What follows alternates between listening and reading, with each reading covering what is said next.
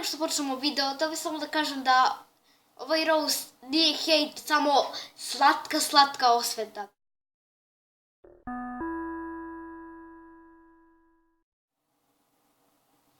Bye girl, bye boys. Ćao. Ako me smaraš, hejtaću te. Zašto ovaj kopred shvatam tako ozbiljnim? Zato što znam da imaš više suba od mene. To tako nije fair. Jadan dečak se seti jedan divni kraj. Bye girls. I onda se desi nešto jako sjajno, što sam već rekao u Will Decide. Jedan što niste pogledali. Vidio sam jedan klip koji me iskopirao. Bye girl, bye boys. Ćao. Ali Milane, zar ta nije video bih? Ok, bolje da skinemo ovu masku, zato što će ovaj video da bude jako cringe sa njom. Ali Milan, zar to nije bilo pre godinu dana i zar ti nemaš problem s tim? Zapravo imamo jako veliki problem s tim. I danas ćemo gledati jedan od njegovih najsramotnijih videa na kanalu, što ima više dislajkovan nego lajkova. To su mi naravno prijatelji preporučili i let's watch it. By the way, ovdje ti piše just opening, pa trebalo bi to da ispraviš. Ne, jebi ga. Nije epic ljudi, tu možemo da upgradeemo ovog na level 2. Znači bilo šta očekujem, tako da hajmo da krenemo odmah. Pare su dosta. Bomber, yes. Bomber, opa, odmah rare karta. To.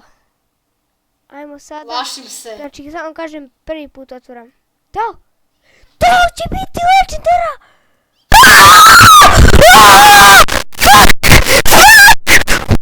Zašto sam pojačao do kraja ovaj video? What the fuck? Wow! What the fuck? What the fuck is this?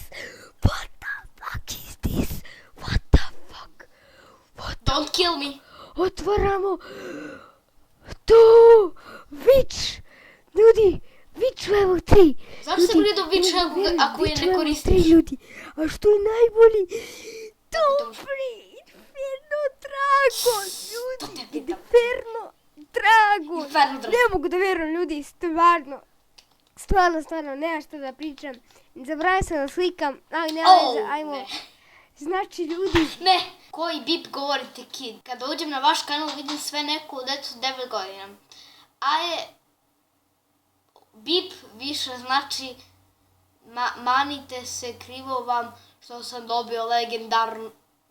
velikim slovima. Krivo vam što sam dobio legendarnu kartu.